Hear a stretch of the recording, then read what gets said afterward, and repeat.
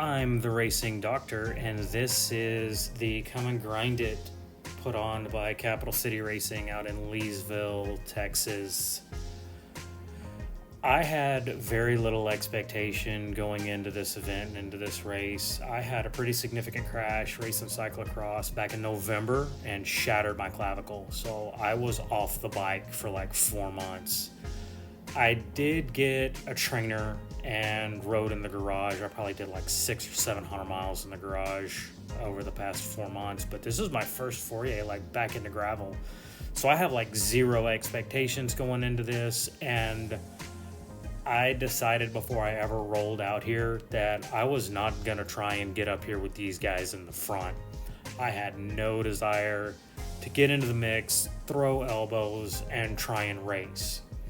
I had made the decision that I was just going to come out on this awesome Saturday morning and ride my bike with a bunch of other people that just wanted to come out and ride their bikes too. Some a whole lot faster than the rest of us. So I decide that I'm literally gonna start DFL, like back of the pack. I am gonna go past all of these people, and even this last little guy right here that rides past the camera on the left. Yeah, you go ahead too. You go ahead too. And I'm gonna turn around right here. And this is kind of where I start the race. I think there's like 4 or 5 people behind me when we come through the starting gate. So I have zero expectation going into this that I'm going to perform well at all. So we have a neutral start for this race. All the Capital City racing events do a neutral start through a starting gate.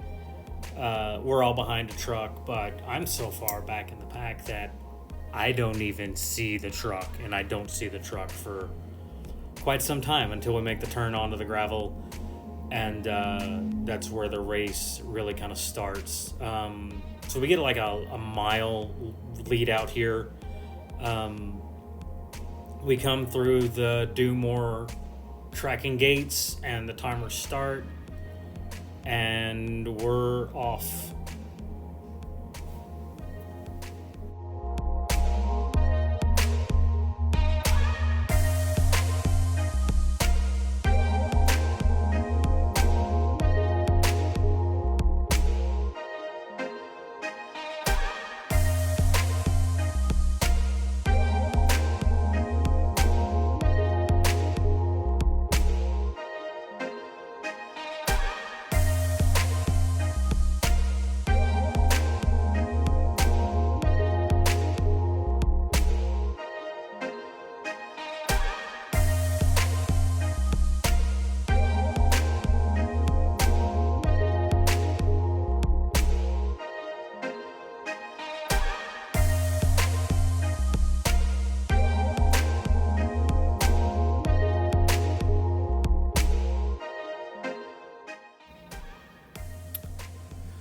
As we are rolling up through this paved section here for this neutral rollout, I get behind this guy here, and I cannot figure out what is dangling off the back of his bike. At first, I think it's like the truck nuts that you see hanging off the back of a big lifted redneck truck, with a plastic nutsack hanging off the back of it. But this is not that. I have no idea what it is.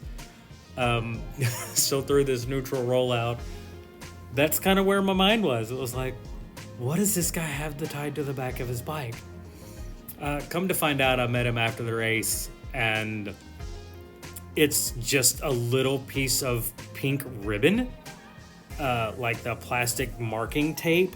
That just makes him better seen, which, I mean, it caught my eye, right? I mean, I thought it was a hairy sack. So here's the layout of the course. This one is really suited for me and my riding style and my racing style. Not a whole lot of climbing. The course was laid out really, really, really well and awesome rolling through Central Texas. There's 1,019 feet of climbing, so that really suits me and my riding style. just being from Houston, we don't have any elevation change here. The only thing that we have to climb are overpasses.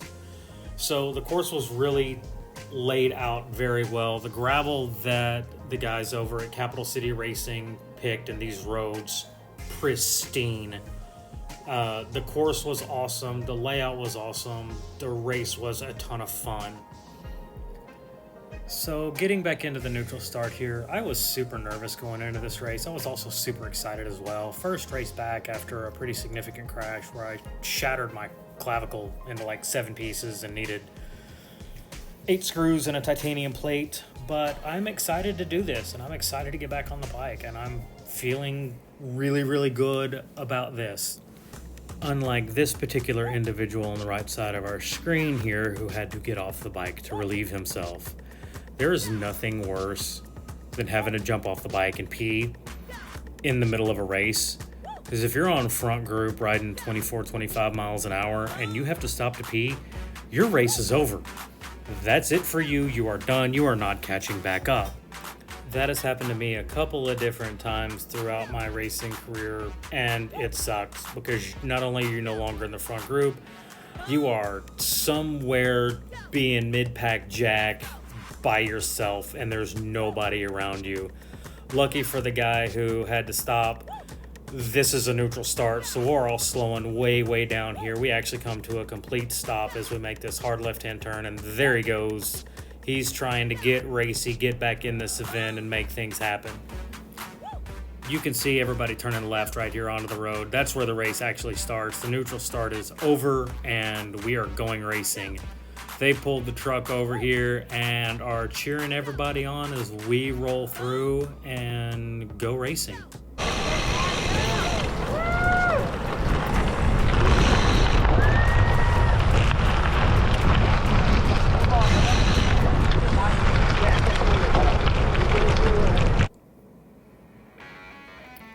I say racing like we're gonna do something here, but we're just out riding our bikes, right? Hanging out here at the back of the pack, just chilling on an awesome Saturday morning riding bikes, which is always a good time. As we are riding through here and we're at the back of the pack, it's too slow for me and I need to turn a little bit faster paced than like 9.5 miles an hour. So I start to turn the pedals over a little bit and I'm feeling really good about where I'm at. I'm not planning on riding super fast, but I need to be riding fast enough to where I don't feel like I'm gonna fall over. So I kind of sneak in here behind these guys and they're riding at a little bit better clip. So I just keep up with these guys and they're not going fast enough either. So this is kind of where I'm at right now with this race, is I'm just trying to find my place, find my rhythm, find my groove, and figure out where my body's at with all of this. I know where my head's at, but I need to find that space of comfort within my own body as to how I'm feeling and find my groove on the bike. So as we transition into this section of gravel here, there's a pretty big group of people in front of me, and the gravel through this entire race course, but especially this particular session, is absolutely pristine. It rolls like asphalt. It's super fast, and there's no dust. Like, you can see a bunch of people in front of me because there's not a whole lot of dust being kicked up. And even as you get closer and closer, the dust stays down. I didn't expect this course to look quite like this at all. I've ridden out here quite a bit, and I've never seen the conditions this awesome. And it was a blast to be out here. As I progressed through this race and through these sections of gravel, I was super nervous coming in because I didn't know where my bike handling skills were going to be, having not been on the bike for 4 months. I expected all the gravel to feel super sketchy, and it didn't. The IRC Vulcan tires that I'm running in 40 millimeters with orange sealed tubeless setup feels really good. It's super sticky. and the ride is very plush but also very, very fast, which I greatly appreciate. And my bike handling skills were not as garbage as I had anticipated. Like, you can see that this is not technical at all. Like I said, this is rolling like asphalt. So you really don't need a whole lot of bike handling skills. Oh, and here's the guy with what I thought were truck nuts again as we go past him. So I'm getting more and more comfortable on the bike, and the more I ride and the more pedal strokes I apply and the more comfortable I get, I'm just looking for my pace in this race and where I'm comfortable. And I'm starting to get there. We're about, I don't know, a half hour in, and I'm feeling really, really good. I'm in a really good headspace at this point. The nerves are kind of gone. And I'm just really, really happy to be on my bike. And I'm absolutely loving what's going on. My legs feel really good at this point. My heart rate's in check. I don't have a power meter, so I couldn't even tell you how much power I'm laying down right now. But I'm cruising along here like 16, 17 miles an hour. I'm not going through here at, front group pace 26, 27 miles an hour. But, I'm ticking along 16, 17, and I feel really, really good about where I'm at. With that being said, I want to push myself. I want to push myself in everything that I do. And racing bicycles is no different. I decided to turn the screws a little bit here and just see how I feel. Because I know the more comfortable I get on the bike, the more comfortable I get on the bike. It is very much a feed forward loop for me. And I'm riding a little faster and getting a little more comfortable. And as I crest this rise here from this false flat, I decide that I'm comfortable being uncomfortable at this point, and there's something in me that I'm a competitor. I'm competitive in practically everything I do in life, and I decide that I'm gonna turn this into a race, and I'm going to race my way into this thing and see where I can end up. How far through the field can I ride? And how far through the field can I get before I cross the finish line? I know that I'm not going to be able to just burn all of the matches, stand on the pedals, and go full gas, because I'm going to die.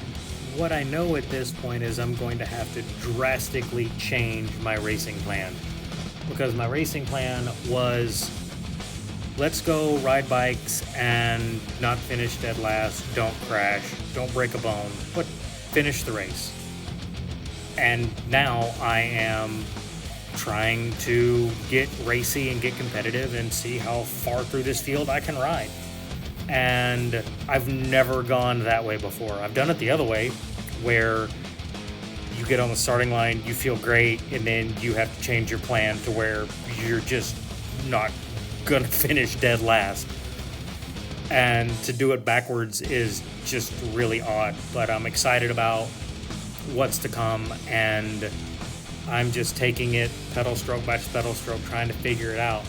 I know I've got enough fuel, I know I've got enough water to do this, but what I don't know is how fast can I ride, how high can I get my heart rate and keep it there, and where's that gonna finish me up in this path? I get into the hooks and start turning the screws.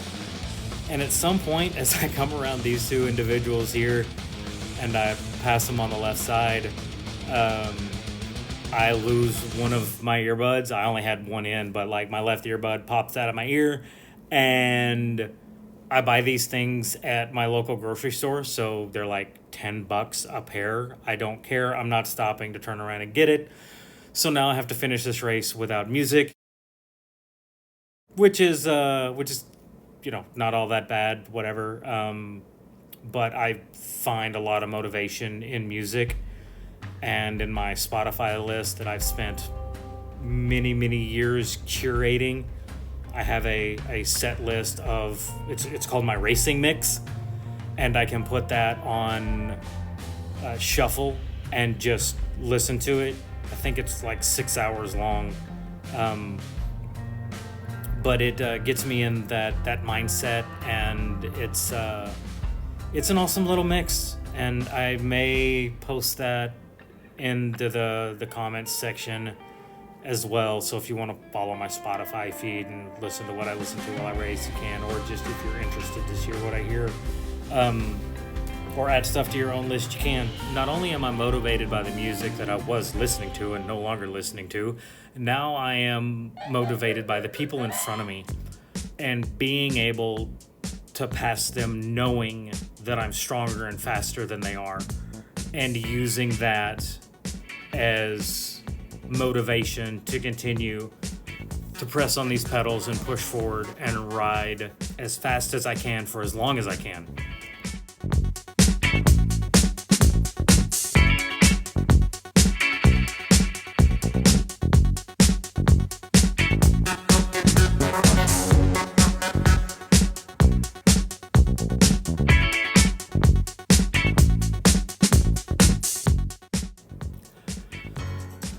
Coming around this corner, I can see up the road here, there's a big group of racers, and then I noticed that there's a couple of people off on the side of the road as well. And I'm a person that I always ask, do you have everything you need? Are you stuck out here 30 miles from the finish line with not everything you need? Even though I'm racing at this point, I'm not going to leave somebody stranded out in the middle of nowhere in Central Texas, like 30 miles from the finish line. That's just dick move, right? And I've been that person. I've been that person out in the middle of nowhere without everything that I've needed. I was out at Sam Houston National Forest this summer and forgot to stick the Allen key back in my race pack, and I had a flat tire. I was running tubes and had no way to get the front wheel off my bike so I could replace the tube. And I had to walk back, and I was like, 5 or 6 miles from my car. I walked about 2 of those miles, and then there was a super nice dude who lived in the National Forest. He stopped and let me throw the bike in the back of his pickup truck, and he drove me the last 3 or 4 miles to my car, where I had a set of Allen keys and could replace my tube and then go finish my ride. I believe that you are only as good as you are prepared, and if you are not prepared, you're not good. I truly do believe that, and I've seen some pretty crazy things at races. I've seen dudes show up to a race and not have an insole in one of their shoes. I've seen people show up to races with no water bottles. I have shown up to an event with no pump before. And I hate being that guy. I hate being that unprepared individual. But it's better to be that individual in the parking lot where you can get help, get a water bottle, get a pump, get some air, and not out in the middle of nowhere when you're trying to race, which sucks because their race just ended for them, right? Stuck on the side of the road with mechanical failure. I've been super fortunate to not have any mechanical failure during a race over the past couple of seasons. Sure, it's happened during training where I've had to fix a flat, replace a battery and a derailleur, and it sucks having that happen during a race. I don't know what's going on with these two guys right here. I don't know if they're trying to figure out where to go. This is also why it's super important to have a Garmin or a Wahoo or some sort of mapping system that's charged. Controlling the variables that you can control in a race is critical to being successful in a race. That goes back to being prepared. If you're not prepared, you're not any good. And being able to control what you can control in a race makes you more confident in that race as well. If you know you've got enough fuel with you, if you know you've got enough water with you, if you know you have everything that you're going to need to repair a mechanical failure, you don't have to worry about those things. You can focus on the things that matter, like what's my heart rate, How many more miles are in this race? I'm at this particular place. Where does that put me time-wise? When is my next feed? When do I need to drink water again? The things that matter while you're racing, the things that you really need to focus on to be successful, to race and race well. At this point in this race, that's all I'm focused on is what's my heart rate, where am I at in this race, how much more time do we have left, and can I maintain where I'm at pace-wise and heart rate-wise. And I am cooking along here pretty good through these flatter sections, and I'm trying to use the road to my advantage as well. I'm using these false flats to put down a little bit more power to help me kind of coast up these slow little rises. There's quite a bit of undulation in this race and on this course, but there's no significant climbs. There's nothing categorized out here at all, which really does suit my racing style, which is awesome. One thing I've learned through my career in racing is course knowledge is key to being fast, especially when you're trying to catch up and make up. I don't know this course at all. I've never done this race before. I've ridden out here quite a bit, but never these roads strung together the way that they're strung together. I do keep the elevation open on my Garmin with the map as well. So I have the map on the top and then the elevation changes at the bottom so I can kind of see where I can use the road to my advantage. And I know at the top of this climb there is a little bit of a downhill, so I can use that to recover because I want to pass these guys and I want to finish well.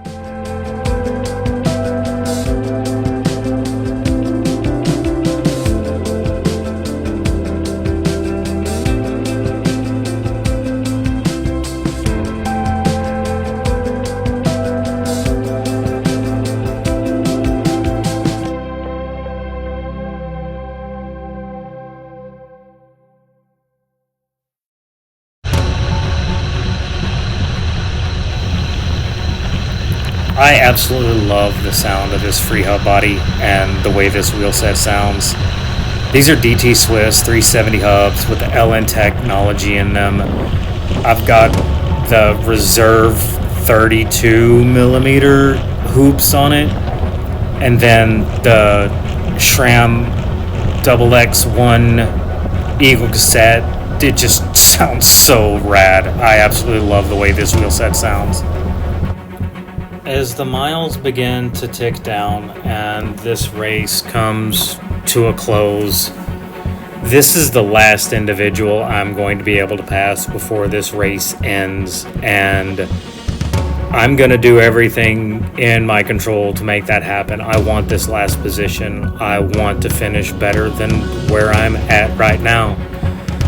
So I turn it up a little bit and turn the screws a little harder and evaluate where I'm at to see where I can ride and see how much longer I can hold a higher cadence and a higher pace and a higher heart rate. My heart rate's about 187, 188 right here. I am super comfortable right here.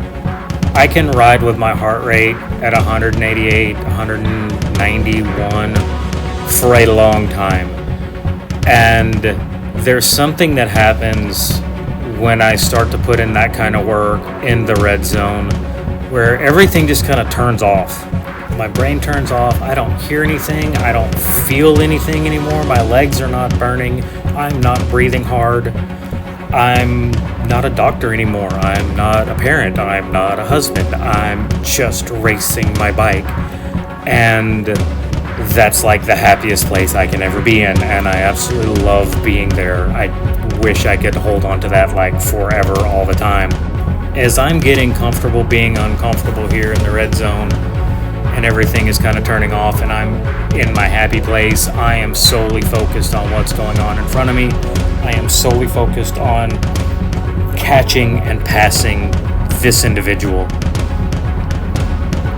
I am in the hooks, I am standing on the pedals, and I'm not a climber out of the saddle. Like wholly inefficient, but it's faster. And then I realize that as I'm putting in all this work, I'm getting fucking passed. And I'm not happy about this at all. This is just unfucking acceptable right now. I use that to my advantage. I use this as motivation to turn it up and to make up this spot that I just lost and try and get one more. So the one position that I was chasing now becomes 2. And that's motivating to me. And as we hit this little climb here, I come out of the saddle again and just let this guy know that I will not be passed and I will not accept that. As I crest this rise here, this is as close to this individual as I will ever get. I do my best to catch them, but I can't. And as we head down the backside of this hill, they are gone. They turn the screws and they put the power down and just start motoring away from me.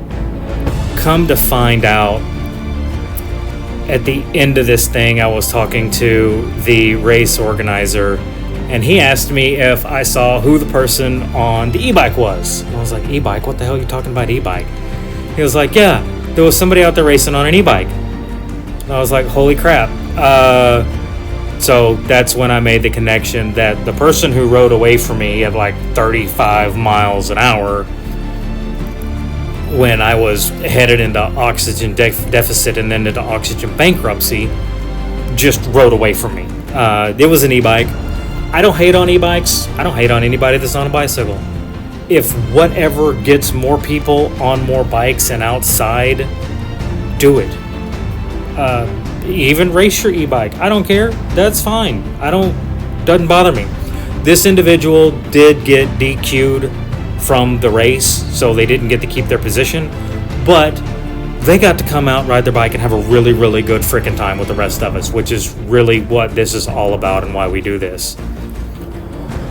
As we round this last corner here, you can tell that individual is just gone. There's no coming back. They are done, gone, e-biked away from me.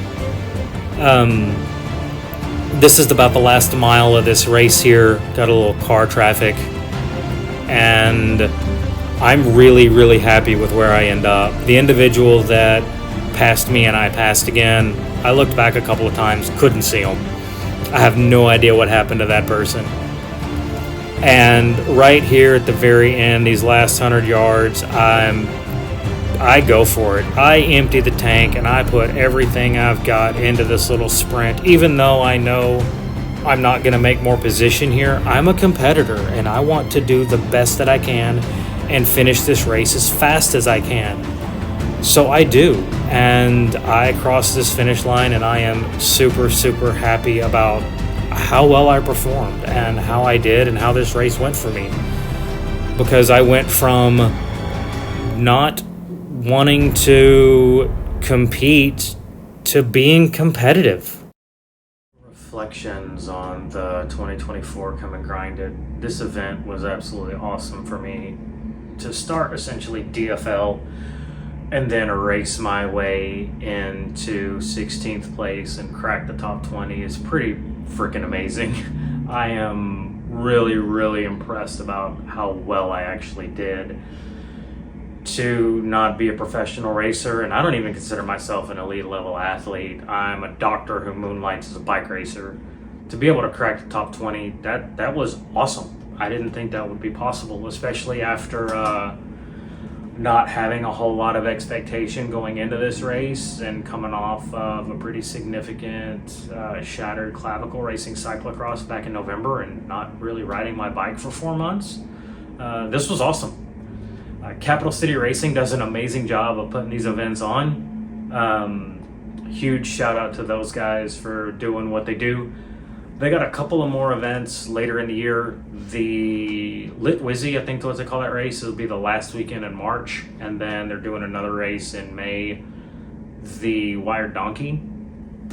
I will be racing in the Wired Donkey, but not the Lit Wizzy. I'll be racing in the Race Ready Repair Jailbreak 100 out in Iola later in the year as well. Race Ready Repair is a bike shop out in Conroe. They also put on awesome races. They do a race in the fall out in Sam Houston National Forest. I rode out there last weekend. I will post that video up next. And then I just got registered for the Big Sugar. This will be my first lifetime Grand Prix event. This will also be my first time lining up with the best gravel racers in the world, so we'll see how that goes. A lot's to come for me in 2024. Super excited about it. Shout outs to Illegal Cycling and the Illegal Factory team. Super excited to race with these guys this year. This should be a lot of fun. The Feed. I appreciate you guys keeping me fueled and hydrated through these races. And also, thanks for the awesome water bottles with my name on them. These are pretty rad.